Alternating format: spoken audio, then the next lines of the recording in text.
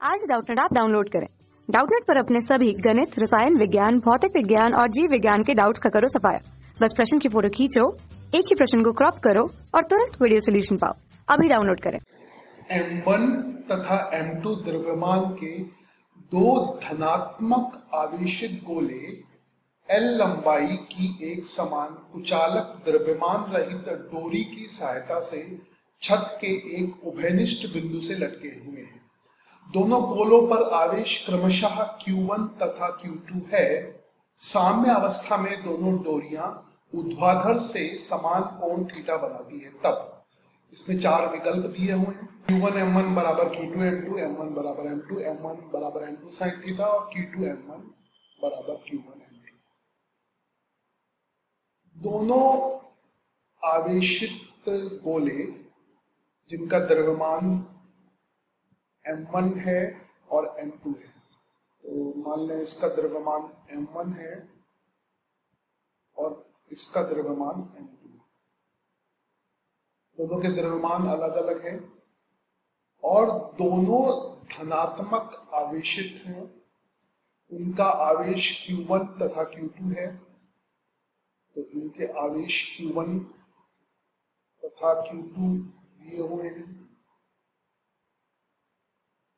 और साम्यावस्था पर दोनों डोरी ऊर्ध्वाधर से समान कोण बना रही है।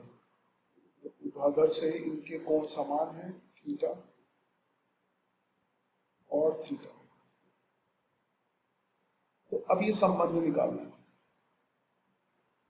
तो इन दोनों द्रव्यमानों के बीच विद्युत प्रतिकर्षण बल लगेगा आवेश के कारण, और आवेश के कारण विद्युत प्रतिकर्षण बल दोनों पे बराबर लगेगा न्यूटन के क्रिया प्रतिक्रिया नियम के अनुसार।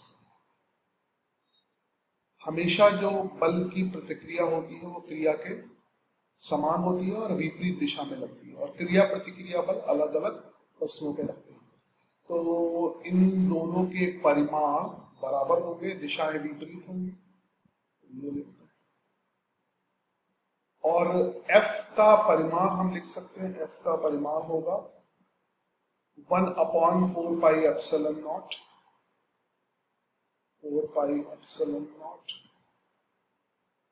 क्योंकि इनके आसपास कोई माध्यम तो है नहीं, ठीक है, तो निर्वात में ही मानेंगे।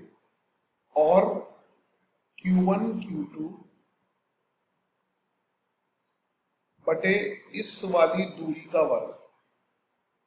मान लो ये दूरी r के बराबर है, तो इसका वर्ग हो जाएगा। अच्छा, इसमें और क्या लगेगा? यहाँ पे गुरुत्वाकर्षण बल M1G, और इस पर भी गुरुत्वाकर्षण बल लगेगा M2G।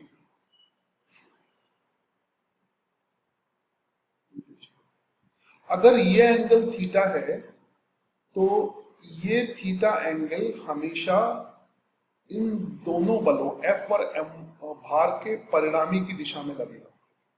तो F और भार का परिणामी की जो दिशा होगी वो ये होगी, और ये डोरी हमेशा भार के परिणामी को संतुलित करेगी। यानी डोरी की दिशा हमेशा भार के परिणामी की दिशा में होगी, क्योंकि डोरी जो बल लगाएगी वो इस तरफ होगा और वो भार के परिणामी को ही संतुलित करेगी। तो इसका अर्थ हुआ कि अगर ये थीटा कोण है तो ये भी थीटा कोण होना चाहिए। इसी प्रकार आप इधर भी कर सकते हैं, इन दोनों का परिणामी निकाल लेंगे। इन दोनों का परिणामी, जो भी परिणामी आएगा, डोरी की दिशा या तनाव की दिशा परिणामी की दिशा में होगी, ये T है। और ये वाला कोण कितना है? थीटा। अब यहां से हम tan थीटा को क्या लिख सकते हैं? tan थीटा बराबर यहाँ पे ये F है तो ये भी F हो जाएगा, ये लंबाई भी F हो जाएगी। तो tan थीटा बराबर आ जाएगा लंब बटे आधार। लंब कितना? F के बराबर, आधार M1G, F बटे M1G। इसी प्रकार दूसरे वाले का भी हो जाएगा, tan थीटा दूसरे वाले का भी निकालेंगे।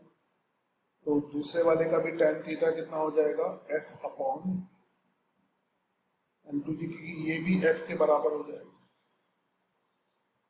f upon.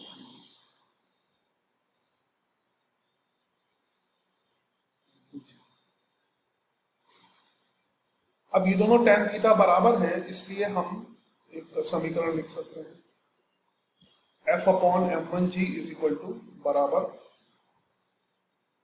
m1g बराबर f अपॉन m2g।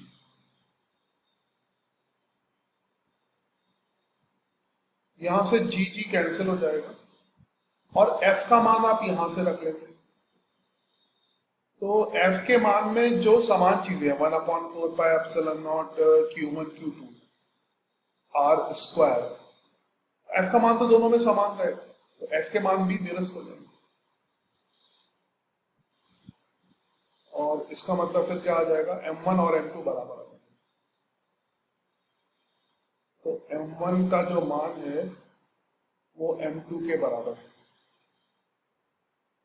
f का मान रखने की आवश्यकता नहीं है क्योंकि f तो बराबर ही हो गया, तो विकल्प बी सही हो जाएगा। कक्षा 6वीं से 12वीं से लेकर नीट, IIT, JEE वो एडवांस के लेवल तक 1 करोड़ से ज्यादा छात्रों का भरोसा। आज ही डाउनलोड करें डाउटनेट ऐप या व्हाट्सएप करें अपने सारे डाउट्स 8400 400 400 पर।